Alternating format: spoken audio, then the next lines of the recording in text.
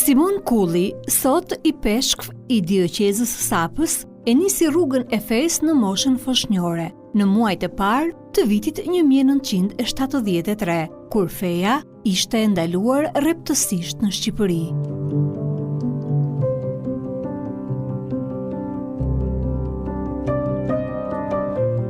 Ai u pagëzua në fshetësi nga Maria Kaleta, një prej studenteve të fundit të shkollës së murgeshave stigmatine në Shkodër, kolegj i mbyllur prej regjimit që në vitin 1946. Simoni, i pagëzuar dhe i udhëzuar prej saj në rrugën e fesë, sot mishëron forcën, urtësinë dhe guximin e kësaj gruaje që sfidoi diktaturën edhe në ditët më të errta për të përcjellë tek shqiptarët fjalën e Zotit.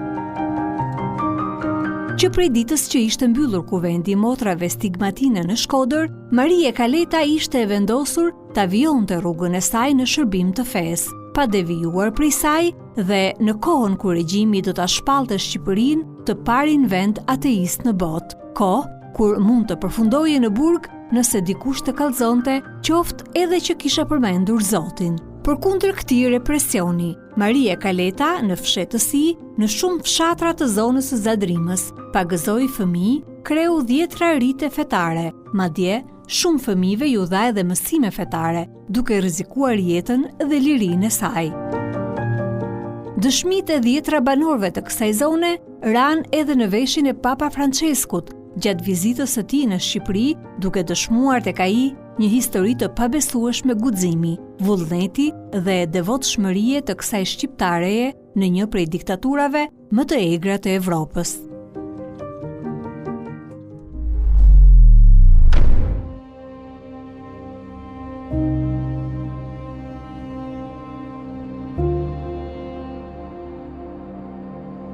Ndalimi i besimit fetar dhe i çdo riti që lidhej me të dhe shembja apo tjetërsimi i gjithë objekteve të kultit nga regjimi komunist që prej vitit 1967 dhe deri në ditët e fundit të diktaturës e ktheu Shqipërinë në vendin e vetëm ateist në botë. Ky vendim i diktatorit Enver Hoxha ende ngjall diskutime dhe nxit analiza mes studiuesve dhe historianëve për arsyet e dukshme apo të fshehta të diktatorit që duket se aspironte të vetshpallej Zot në këtë skaj fundor të Ballkanit. Përtej ambicieve të një egoje të sëmur, diktatori do t'i dorëzohej vullnetit të Zotit në prill të vitit 1985, por pasuesit e tij ende do të vijonin të mbanin në këmbë të vetmin shtet ateist në botë. Në këtë atmosferë absurde të ndalimit të fesë, të paktën zyrtarisht, Shqipëria do të vijonte të ecste në të njëjtën rrugë edhe për 5 vite të tjera.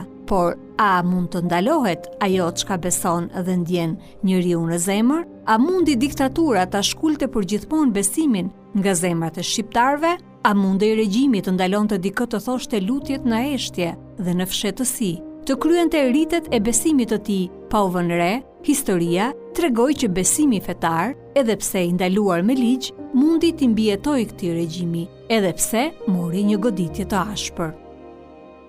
Një javë pasi kam lindur, me datën 20 shkurt të vitit 1973, gjyshërit me kanë dërguar që të më dhurojnë fenë, besimin e jetën e krishterë, e me kanë dërguar tek Hallamarie, e cila ajo i kryente të gjitha shërbimet fetare në katunin dhe katunet përreth në Zadrim. E gjyshërit me tregonin që kjo është Motër Maria që të ka pagëzu kur ti ishe fëmijë i vogël, dhe me rritjen time 7 vjeçës sipër kam fillu të isha kurioz i pagëzimit nga një person gru, nga një person motër që ishte Hallamaria. Imzot Simoni ruan kujtimet e para të mësimeve të tij fetare diku në moshën 7 vjeçare, kur ai dhe fëmijët të tjerë në fshatin e tyre apo edhe në fshatrat përreth merrnin mësimet elementare të fesë në fshetësi të plot nga Maria Kaleta. Ndërkohë që bota jashtë propagandonte se feja ishte opium për popullin dhe se Zoti vet ishte Enver Hoxha, në një kasolle të varfër, Maria Kaleta, e rrethuar nga një tuf fëmijësh, ju mësonte atyre lutjet e para të fesë së krishterë. Motër Maria, unë kam filluar të njoh që fëmijë në moshën 7 vjeçare, sepse herë pas herët shkonim tek shtëpia saj e vogël, si një kasolle, edhe aty fshehur ajo na mësonte gjërat elementare, lutjet e vogla, lutjet themelore të një të krishteri. I mbledhte fëmijë dhe na mësonte orat fshehur dhe na porositte të gjithëve, mos i tregoni askujt që keni ardhur këtu dhe keni mësuar orat, keni mësuar lutje të krishtera. Dhe ne nuk tregonim as në shkollë, as kun, vetëm e dinin prindrit dhe gjyshërit tanë. Ky ishte formimi i saj, katekizmi i saj që e bënte fshehur gjatë komunizmit.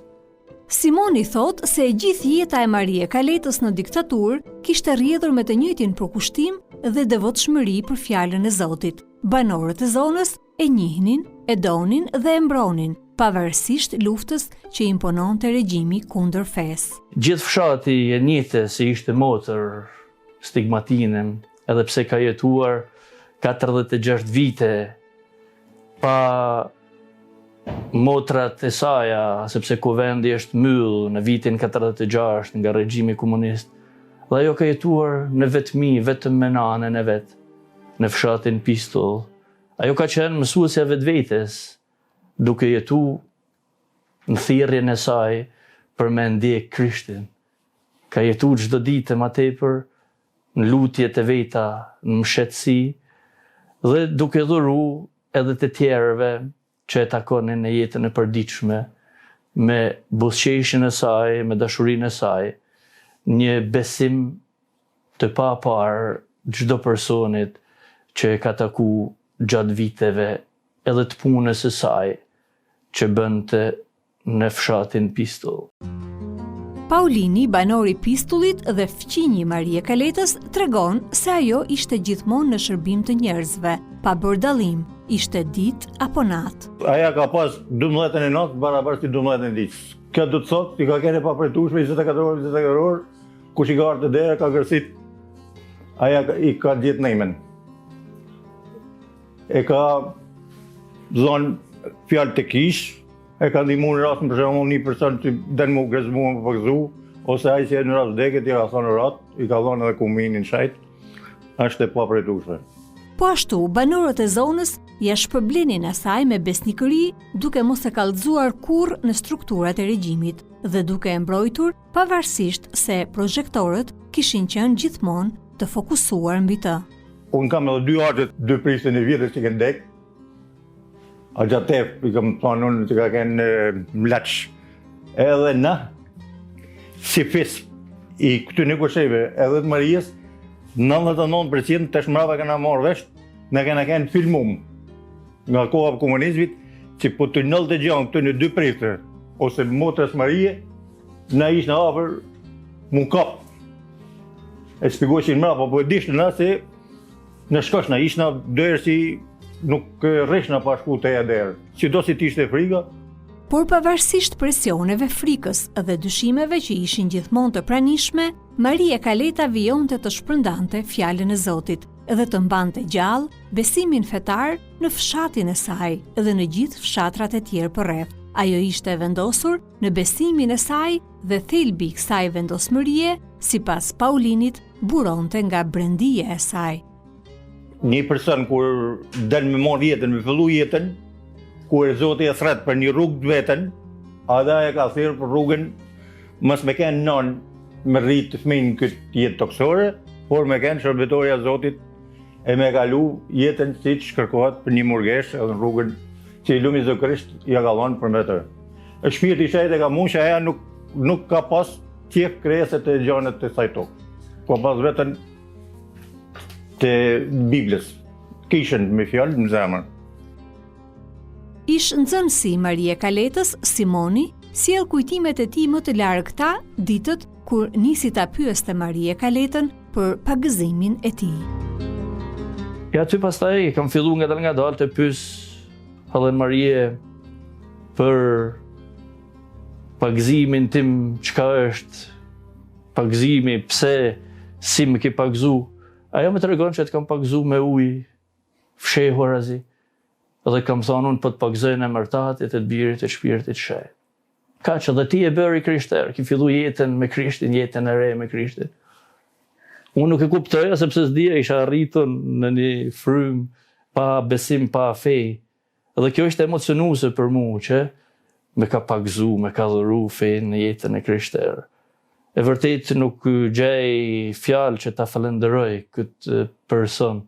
E kam falenderu kur ishte gjallë, e falenderoj edhe tash, sepse ajo me ka dhuru gjën më të kushtueshme, gjën më të bukur që të jem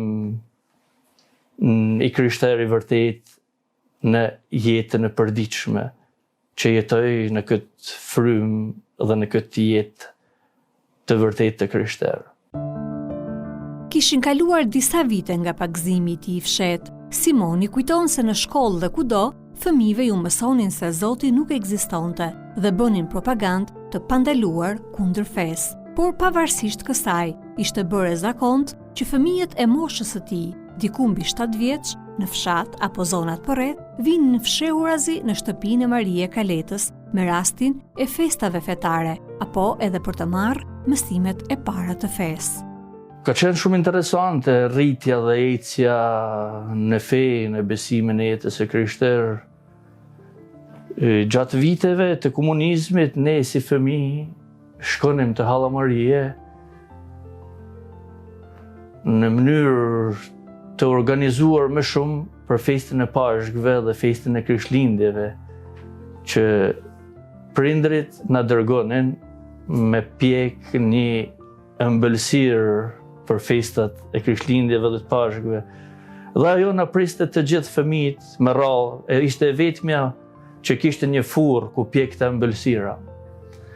Ajo na pritte të gjithë fëmijëve me radhë, e merrte tepsinë me e quajte furra, sepse ishte një furrë e vogël nga një për radhë, edhe çdo person e merrte çonte të dhoma vet dhe i bënte me puth kryqin që e kishte në një stekun e saj, mshehur azi. Edhe një emocion i parë ka qenë për mua, për herë të parë, kur me ka dhënë një kryq hekurit, Krishtin e kryqëzuar dhe e kam puth. Kam thonë, kush është ky person aty i varur në kryq që unë e puthi? E pastaj ajo, çdo fëmijë i tregonte Krishti është kryqëzuar për ty dhe është ringjallë për ty. E ishte një katekizëm i parë gjatë komunizmit që ajo na mësonte të gjithë ne fëmijëve këtë ecje me Zotin. E normal që thirrja ime ka të bëjnë edhe me ecjen dhe rritjen me Motër Marien. Banorët e zonës dhe bashkosit e saj tregojnë se jeta e kësaj murgeshe rrithte e tillë mes devotshmërisë dhe përkushtimit të saj ndaj fesë së krishterë. As varfëria, as kushtet ekstreme dhe presioni i regjimit nuk e largonin Marie Kaletën nga kjo rrugë. Motër Roza kujton një rrëfim të Marie Kaletës për sakrificat që i duhej të bënte në jetën e saj. Me të dhimë të manë, se më rri ka që në gjenjë të keqe, sa që me një palë këpusë, ja, s'ka pas që me njek burgun për ditë të shku mi pa, kupten, dëftote që tonë rrugën e pistullit, pe pistullit, dhe në Shkodër kam zdath. Me nej këpusë të ma shetinë, se me thonë një qanë, kur vishë në Shkodër, për mos me rollë syper të keqë, i veshë, thotë në Shkodër, për sakrifice madhe e ngarkume, që unë sot mi menu mundin e soj, unë e kjoj. Besoj e se bashkë kam dashtë të balim gjithmonë. Po, jeta soj ka kanë sakrificë e devotshme, shpirtnore, misionare.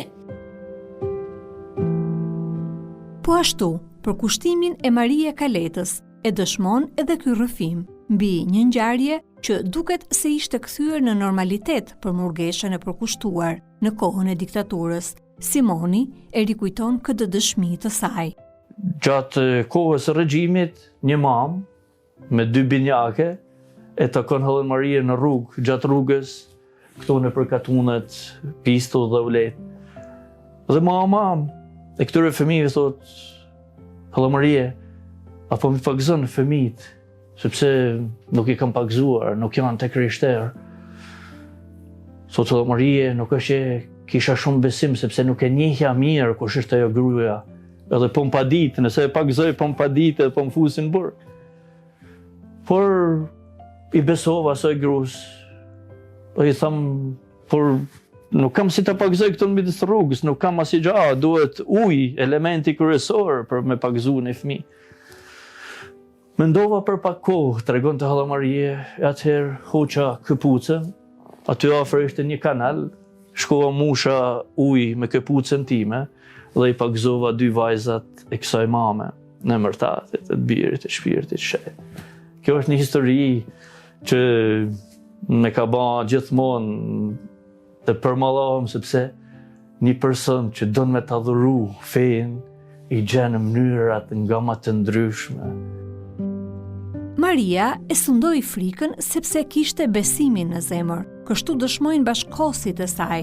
Imzot Simoni thot se njerëzit e mbronin, por edhe vetë Maria ishte e kujdesshme, duke mos u atakuar me njerëzit e regjimit dhe duke mos ju lënë shteg atyre që ta denonconin. Ka jetu me shpresë, gjithçka ajo ka dëshmu. Nuk ka pas frikë gjatë regjimit, sepse e ka mbrojt populli, e ka mbrojt njerëzit. Ka jetu gjithmonë e mbështetur, e mbrojtur nga njerëzit. Askush nuk e ka padit për misionin e saj, për jetën e saj. E ka ndasht, për këtë arsye kemi quajt hall, motra babait, motra babes tonë. Nuk është që kam dëgju kurrë nga Halla Marie që fyen të regjimin, ose që thonte e përjetonte ashtu në shpirtin e saj dhe në dashurinë e saj duke fal, edhe pse ishte e përsekutuar, edhe pse ishte në vështirësi të papame, ajo thoshte ne duhet falim ato që na përsekutojnë, duhet falim ato që na dënojnë, ato që na vrasin, ato që na burgosin. Kjo me ka dhënë një nxitje që edhe ne në jetën e përditshme duhet të dim me fal. Ne kemi vështirësi sot me fal një person që thot një fjalë, lënë ma ajo që për 46 vite ka jetuar në vështirësitë e kohës së regjimit. Me frikën në shtat, por gjithmonë me lutjen në heshtje dhe fshetësi, kaluan vitet e jetës sime gjatë gjithë periudhës së komunizmit. Por i gëzohem ditës që erdhi në vitet 90, kur përmbar popullin shqiptar lindi drita e fesë, e cila që prej 30 viteve më ka bërë ta gëzoj çdo ditë e më shumë, ashtu në lirinë e saj, jetën dhe veprën që ja kam kushtuar Zotit derisa të kem frymë. Në kohën e demokracisë, dera e Marijës e ka kene hapur 24 orë, 24 e pa pritueshme, ka kene pa pritueshme për çdo problem. Në sekond të gjithë të çdo ndihmë që mund t'i kërkoshin, si dita si nata. Por gëzimi i saj i pa mas ka qenë kur është hap kisha, kur ka pa mesh prap mas regjimit. Imzot Simoni kujton me detaje aktivitetet e para fetare në zonë, sikurse kujton edhe gazmendin e motër Marie Kaletës, e cila e kuptonte tashmë se besimi dhe fjala e Zotit kishin dalë sërish në dritë. Me hapjen e kishave në vitin 90, kur ka marrë pjesë për herë të parë në Mesh, në Stajk, ishte një meshtar i dalur nga burgjet e regjimit, Dom Martin Trushi, shumë i vjetër në mosh, me zor thonte Mesh, kërmtonte Mesh. Ishte Mesha në gjuhën latine dhe ishte hera parë që po përjetoja një moment të tillë. Kam kuptu vetëm një fjali të vetme. Kur predikoj dhe tha që jeta e krishter duhet bazohet në 10 urdhrimet e Zotit dhe në urdhrin e dashurisë me dasht njëri tjetrin. Këto fjali ka majtë me, asgjë tjetër. Pastaj herën e dytë, herën e tretë, filloi të vinte edhe në katunin tonë, në pistull, dhe ishe kurioz me ditë kush është prifti. Nuk kam pyet priftin, kam pyet Hallën Marie. Hallë Marie, kush është ky prifti që vjen me thonë mish? Sa vite shkollë ka ban ky? Çka duhet me ban për me kenë edhe unë prift që ta zëvendësoj këtë plak? Sepse ky është i moshuar, duhet të ketë kisha një person të ri. Ajo më thot, janë shumë vite shkollë, nuk e di ti jam mëson mirë, a kemë mësu mirë, e kishte frikën që unë nuk do të mësoja mirë. Në këto momente duket se është vendosur edhe rruga që do të ndiqte në jetë Simoni, djaloshi në zemrën e të cilit vite më parë Maria kishte mbjell farën e besimit. Me këto mendime u ktheva në shtëpi, pyeta prindrit, isha në moshën 18 vjeçare, pyeta prindrit, dëshiroj që më shku edhe unë për prift me zëvendësu këtë priftin plak. Prindrit, mama me njëherë, bekimi im është për ty, je në moshën e pjekun, keme vendos ti për jetën tënde. Kurse baba, jo edhe që i gëzuar për këtë zgjedhje timën personale. E baba më thot, mendoje pak, mos vendos njëherë me njëherë. Okej, po mendoj edhe 2 javë, 3 javë. Por gjithmonë, shkoshëm të Hallë Maria dhe pyeshim Hallë, ka thonë babi që sa është fort e gëzuar për këtë zgjedhje time, çka mendon ti? Ti do të vendosesh, nuk vendos babi për thirrjen tënde, edhe askush tjetër, vetëm ti do të vendosesh për jetën tënde, cilën rrugë duhet të zgjedhë. Atëherë mendova, u ktheva prap. I tham të dy prindve, tash e kam vendosur të shkoj në seminar. Sepse Halla më kishte treguar që seminari është një vend ku mbledhen djemt me studiu për rrugën e meshtarisë. Edhe ka kanë një mbështetje dhe një nxitje fort Halla Marie. Dhe më thoshte, kur prindrit me dhanë edhe bekimin e tyre, më thoshte Halla Marie, pa problem, ec, mos ke frikë. Zoti është me ty. Edhe në vështirësi, kur keme pas në studime, në jetën e përbashkët, hec përpara, sepse gjithmonë, mas kohës e keqe, mas breshërit, del dielli. Vitet do të kalonin njëri pas tjetrit. Simoni do të vijonte rrugën e tij të meshtarisë, ndërsa Maria Kaleta, edhe pse në moshë të thyer, do të shërbente me devocion deri në ditët e fundit të jetës. Do të lumturohej shpesh kur merrte lajme prej djemve, të cilët kishin marrë mësimet e para të fesë prej saj dhe tashmë vijonin rrugën e shtruar në ato ditë të errta të diktaturës. Por shpresa dhe gëzimi i madh i saj ka qenë edhe kur janë bërë shugurimet e para meshtarake në vitin 2000. Me 29 qershor të vitit 2000 kemi qenë gjenerata e parë e formimit në seminarin e Shkodrës, që ajo kishte një gëzim të pa parë. E në thoshte mu edhe do Marianit, nuk e dija arri që t'ju shof kur të bahen një diakona, kur të bahen një meshtar, do t'jetë gëzimi më i madh, sepse kishte fillu mosha që të plakej. E atëherë, kur arritëm hapin e parë, i thëm Hall që më rrita. Edhe nëse vdes tash, jam super e gëzuar, kam zemrën plot. Mas një vitit arritëm që t'jemi meshtar, i thëm Hall që edhe meshtar arritëm. Tash le të vdes, jam super e kënaqur. Pastaj thoshte duke pa lujna, bëmë të pa dhe tash i peshgë, atëherë gjithçka. Edhe kur Papa Francesku vendosi që t'jem barik sa dioqeze, i thëm Hall, a shef që edhe i peshgëve u bana. Tash le të vdes, është gjithçka përmbushur.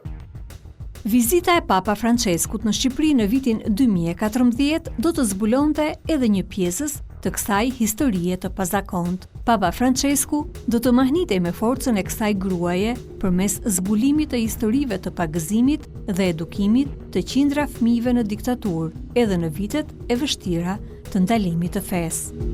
Në vitin 2014, kur Papa ishte në Shqipëri, Halla Marie ka qenë që ka dëshmu para Papës Francesku dhe ka tregu që kam qenë një mërgesh, jam një mërgesh që kam qenë gjatë komunizmit, që kam pagëzu shumë fëmijë Dhe Papa Francisku nga i moment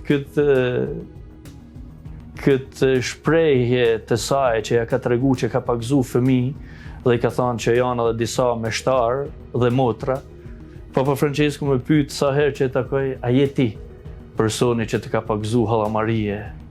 Ai e ka në mendje të freskët edhe sot këtë histori të pagëzimit, jo vetëm timin, por të shumë fëmijëve. Nuk mund të them me numër, sepse nga viti 46 deri në vitin 90, ajo i ka pagëzu të gjithë fëmijët e katunave përreth. Për këtë arsye nuk di një numër, po është një numër i jashtëzakonshëm i madh. Kjo motër ka qenë dhe është dhe mbetet dëshmi e gjallë për shumë breza që i ka dhuru njerëzve besimin dhe fenë e vërtetë në Krishtin. Imzot Simoni është vetëm njëri prej këtyre fëmijëve, në zemrat e të cilëve Maria Kaleta ushqeu dashurinë për Zotin dhe përmes tyre siguroi të ardhmen e fesë katolike në Shqipëri. Ajo ju dëshmoi nxënësve të saj se dashuria i bën ballë dhunës, edhe në kohët më të errta shfaqen rrugëzgjidhje dhe se pas rrebesheve del përherë dielli.